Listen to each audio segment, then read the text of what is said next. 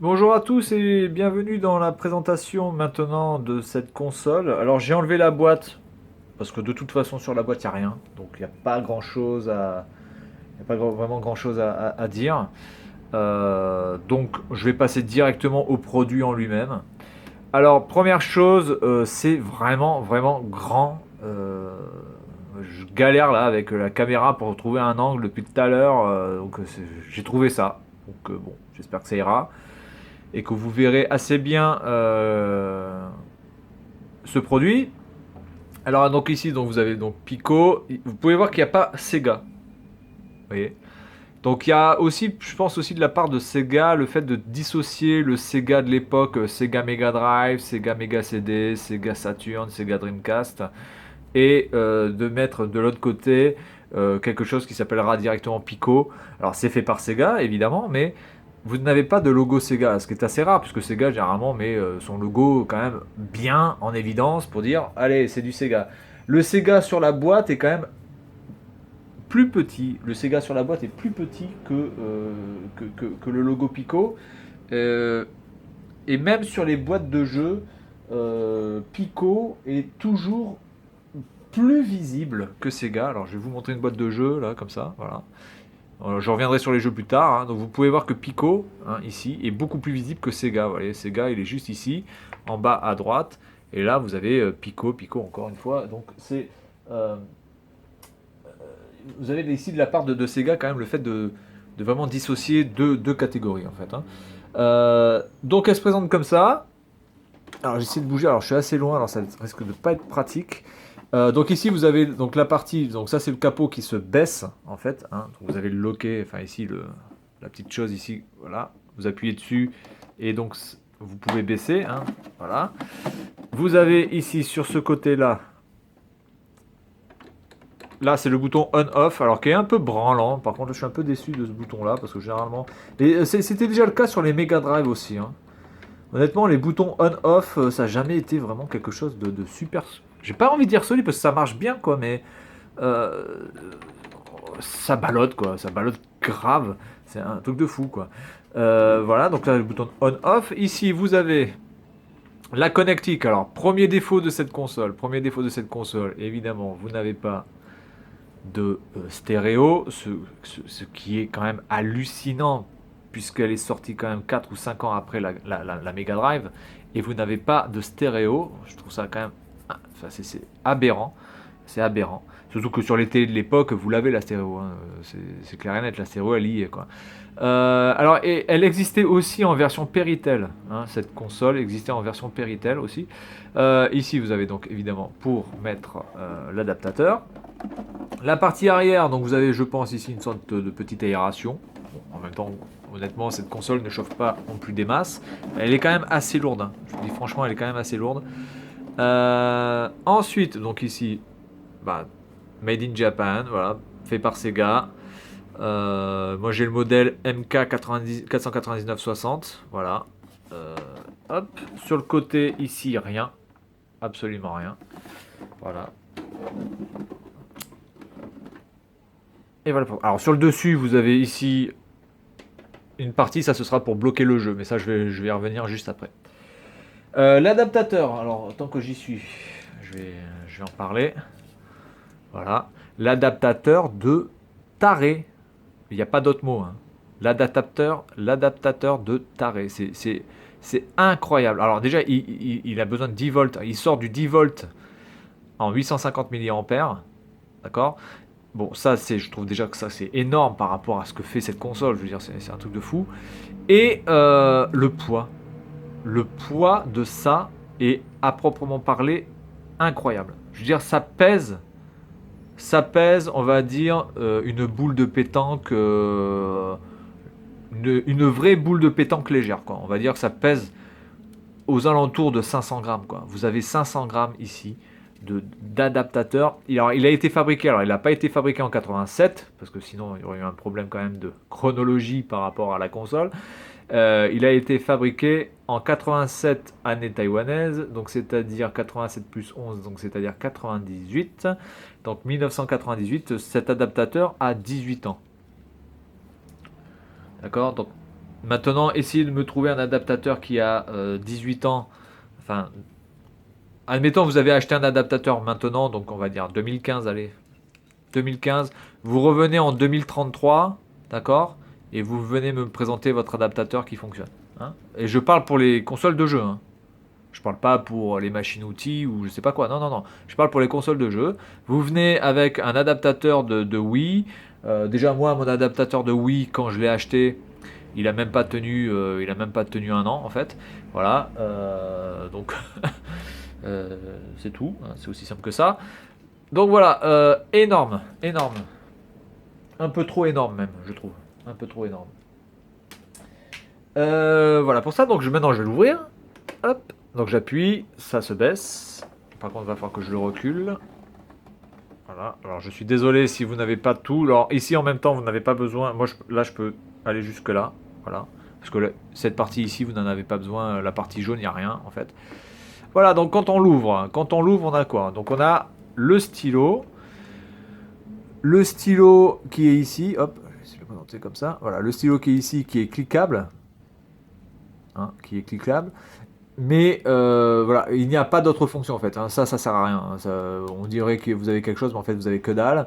Alors, ce stylo, il est directement connecté. On ne peut pas l'enlever. Ça, c'est un deuxième point un peu négatif. On ne peut pas l'enlever parce que bon, des fois, ce serait quand même sympa, par exemple, pour remettre le câble à l'endroit ou pour retendre, ou ne serait-ce même que pour le ranger mieux d'ailleurs, ce serait peut-être mieux de le faire comme ça. Bref, donc voilà. Mais sinon le style en lui-même pour les enfants, franchement, il est gros. Il est voilà pour les enfants, ils peuvent le prendre comme ça, ils peuvent le prendre n'importe comment. Il est quand même voilà, il est quand même très fonctionnel pour les petites mains de nos enfants. Ensuite, vous avez ici donc le bouton, des boutons, on dirait des boutons d'arcade. Voilà, des boutons d'arcade, clairement. Alors là, je pense que vous pouvez y aller, mais vraiment comme des porcs, vous pouvez y aller avec un marteau si vous voulez. Il n'y a aucun souci, ça tient sans aucun problème. Ensuite, vous avez donc la partie cartouche. Alors non, vous avez cette partie. Alors la partie cartouche, vous avez cette partie là. Alors ça ne sert pas vraiment à grand chose. Hein. Ça sert plutôt pour les enfants à se repérer ici par rapport à la télévision. Mais ça n'a pas d'utilité matérielle. Hein. C'est juste, et en plus, ça sert de protection pour, on va dire, voilà, la chose qui est derrière, ici. Hein.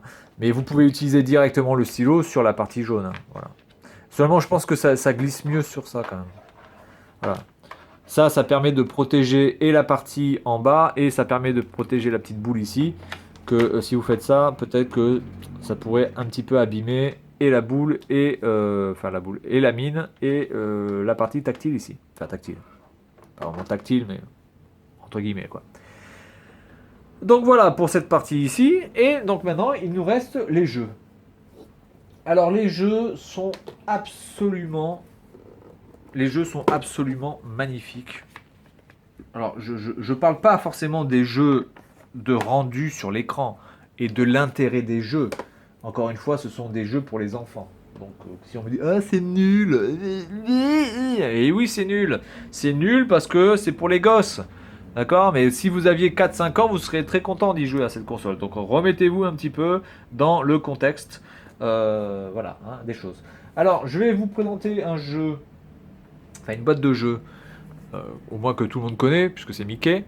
Regardez-moi la taille. Sans déconner, la taille de cette boîte de jeu, elle est monstrueuse. Je veux dire, là, vous avez le jeu, il est protégé, quoi. Il n'y a aucun souci. La qualité du plastique, là, c'est. Alors, ce sont les jeux version japonaise, hein, et ça, ici. Hein. Mais, enfin, c'est écrit en chinois, mais je veux dire, ce sont exactement les mêmes boîtes au Japon. Elles sont incroyables. Elles sont incroyables, ces boîtes. Incroyables. Alors, pour vous donner une ordre d'idée, un petit ordre d'idée, je vais essayer de vous faire comprendre assez rapidement comment elles sont grandes. Hop, ça je vais le pousser. Donc là vous voyez la taille de la boîte. Alors on va faire une comparaison avec quelque chose que vous connaissez tous, hein, puisque si vous connaissez un petit peu l'informatique et les technologies, vous connaissez tous à peu près la taille d'une tablette de 7 pouces, hein, à peu près en format téléphone, hein, voilà, hein, qui ressemble à ça. Voilà. Donc ça c'est du 7 pouces. 7 pouces, en format téléphone. Hein. Je ne parle pas forcément en format tablette, mais en format téléphone. on va dire en phablette, en grosse phablette. Voilà, donc là vous avez ça. Donc regardez bien maintenant. Hop, je mets ça là.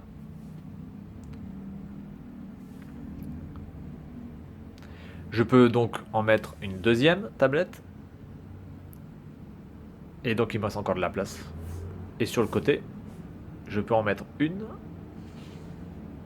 deux. Je peux mettre deux tablettes. Donc cette boîte fait la superficie. Cette boîte fait la superficie de au moins 2 fois et demi une tablette de 7 pouces. Hein, c'est hallucinant. C'est hallucinant. C'est vraiment hallucinant de voir ces boîtes de fous. Mais au moins, là, on se fout pas de votre gueule. Hein. Parce que, excusez-moi, quand maintenant on achète des jeux à 60-70 euros et que vous vous retrouvez avec une galette de plastique de merde, hein, faut savoir que la galette de plastique de merde que vous avez entre les mains, c'est exactement la même galette de plastique que quand vous achetez, par exemple, le concert d'André Rieu. Voilà, c'est une galette de merde. Ça vaut que dalle. Hein, et on vous vend ça le prix exorbitant dans une boîte en plastique merdique qui se tord, qui se casse ou quoi que ce soit, là c'est nickel quoi. Voilà, vous voyez. Regardez-moi la qualité du plastique. Le plastique est incroyable. C'est super super épais. Voilà, l'épaisseur du plastique. C'est hallucinant. Donc là on a les jeux. Alors, le jeu. Alors derrière le jeu vous avez la notice. Belle notice dans sa partie, bien calée, aucun problème, qui ne risque pas de se corner ou de se déchirer. Hop, voilà. Alors le jeu se présente comme ça, vous avez donc ici là, hein, la partie, voilà, qui se situe là, que l'on enclenche là-bas, fabriqué au Japon, évidemment. Donc c'est très facile, vous mettez la cartouche, comme ça. Voilà, elle y est. Hop, alors je vais essayer de montrer plus, comme ça je vais la rapprocher. Voilà, la cartouche y est. Ensuite, vous avez juste à pousser. Et voilà, vous avez entendu le petit clic, et donc c'est bon, le jeu y est, dedans. Et bien ensuite, vous n'avez plus qu'à tourner. Alors, comment ça fonctionne ? Comment ça fonctionne ? Alors ça fonctionne d'une manière assez étrange. Étrange. Je vais vous montrer de suite. Donc là j'enlève le jeu. Vous pouvez voir que ici vous avez 1, 2, 3, 4, 5, 6, 6 trous. Qui correspondent à chaque fois à une page. J'ouvre une page, un trou, j'ouvre une deuxième page, un deuxième trou, j'ouvre une troisième page, un troisième trou, quatrième trou, cinquième trou. Voilà, etc. etc. Hop. Hop. Voilà, cinquième trou. Sixième trou, vous voyez. Et en fait, à chaque fois que vous allez ouvrir une page, un trou va se libérer. Et donc, quand le trou se libère, hop, là où tu vas, bien là, ici, sur la console, vous pouvez voir que la console va détecter si une page a été ouverte ou pas. Et donc, par rapport au jeu que vous allez mettre, évidemment, la première page va s'ouvrir. La console va savoir que la première page du jeu est ouverte et donc va afficher à l'écran la page que vous avez ouverte. Donc, ça se présente comme ça. Si j'ouvre la première page, là on voit une petite gare, enfin je sais pas, même pas si c'est une gare ou quoi que ce soit. Enfin, vous voyez une horloge avec une petite maison, avec Pluto, etc. Et bien sur l'écran, vous aurez exactement ça. Et alors, à partir de là, vous pouvez naviguer sur cette partie-là pour ouvrir et faire quelques petits jeux. Et vous pouvez cliquer aussi sur le livre. Et là, c'est là où moi, j'ai perdu un peu la notion de la logique. C'est que je ne comprends pas comment le jeu peut savoir où vous cliquez sur le livre. Parce que ils savent exactement où vous cliquez quand vous cliquez là-dessus. Ça, je veux bien, ça c'est pas un problème, c'est logique. Ça c'est pas, ok. Mais quand vous cliquez sur le livre, vous avez aussi des actions. Or, je suis désolé,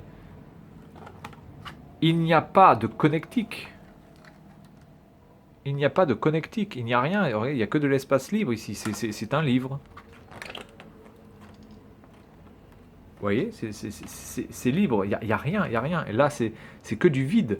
Alors je ne sais pas comment la machine peut savoir où vous cliquez. Alors vous allez me dire, ouais mais là c'est tactile aussi. Alors d'accord, je suis tout à fait d'accord. Alors admettons que ici, ça soit aussi jouable ici. Pourquoi pas, ça se tient. Mais ça se tient que sur la première page, je suis désolé. Parce qu'à partir du moment où vous avez ouvert par exemple 4 pages ou 5 pages, là je suis à la 5e page, hein, donc si vous voulez apprendre un petit peu le chinois, ça veut dire 5. À partir du moment où vous avez ouvert la 5e page, donc vous avez, excusez-moi, vous avez une couche. Vous avez une couche quand même qui est assez épaisse là. Vous avez 5 pages. Comment, quand vous appuyez sur n'importe quoi là, ça peut le capter? Ça c'est un truc que j'ai pas compris encore. Hein. Là, je suis assez stupéfait et ébahi de ça. C'est quand vous cliquez sur le livre, ça fonctionne aussi. Alors, tout ne fonctionne pas. Il y a des zones cliquables, il y a des zones qui ne le sont pas. Mais là, par exemple, ici, là, je suis sûr que si je clique sur le livre, là où il y a Tic et Tac, enfin, en tout cas, je sais pas si c'est Tic ou Tac, mais enfin, c'est un des deux, ou l'hippopotame, ou Dingo, ou Mickey, ou même ici, peu importe ici, je vais cliquer, il va y avoir une action. Et donc, j'aimerais savoir comment la console le sait. Parce que là, ça, j'ai pas compris, hein, en fait. Hein. J'ai pas compris du tout. Donc voilà, donc vous mettez le jeu ici. Voilà, donc là, c'est enclenché. Ensuite, hop, je vais rapprocher, hein, excusez-moi, je rapproche le truc. Voilà. Donc ensuite, vous ouvrez une page. Et comme vous ouvrez une page, vous avez ici le petit espace qui est libre. Donc, ça affiche cette image. Et donc après, vous n'avez plus qu'à soit jouer sur ça. Vous pouvez jouer aussi avec la partie bouton. Il y a des jeux avec la partie bouton, il y a des jeux avec la partie ici. Et puis vous avez des jeux où donc vous cliquez là. Par exemple là, ici dans ce jeu, je sais que quand vous cliquez là, vous avez la fenêtre qui s'ouvre. Quand vous cliquez là, vous avez quelque chose. Quand vous cliquez là, vous avez l'eau qui jaillit sur l'écran. Donc là, évidemment, bon, je peux dire, ok, il y a la partie tactile qui est derrière, alors pourquoi pas, mais quand vous ouvrez la deuxième page, évidemment, vous avez la première page qui est déjà prise, comment ça le capte, quoi? Je sais pas. Là, c'est mystère de Sega. Voilà. Enfin, c'est pas vraiment un mystère, ça doit être technologique, hein, mais c'est juste que là, je comprends pas comment ça fonctionne. Voilà, c'est tout. Ma bêtise est plus forte que Sega. Voilà, ben voilà pour la présentation de cette machine. Rien d'autre à dire là-dessus, si ce n'est que la prochaine vidéo sera sur évidemment comment jouer directement sur un écran de télévision. Et là, ça pose un problème parce que bon, il faudrait qu'en même temps on puisse voir ce que je fais là et en même temps voir ce qui se passe à la télévision. Bon, j'ai vraiment pas le matériel pour ça, donc je sais pas encore comment je vais faire. Mais bon, sinon ben, on verra que la télévision, puis je vous expliquerai ce que je fais.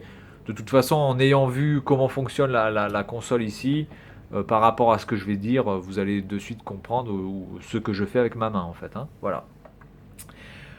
Et bien voilà, donc là c'est tout pour la présentation matérielle de ce produit. J'espère que vous avez pu comprendre et pu voir un petit peu comment fonctionnait cette console.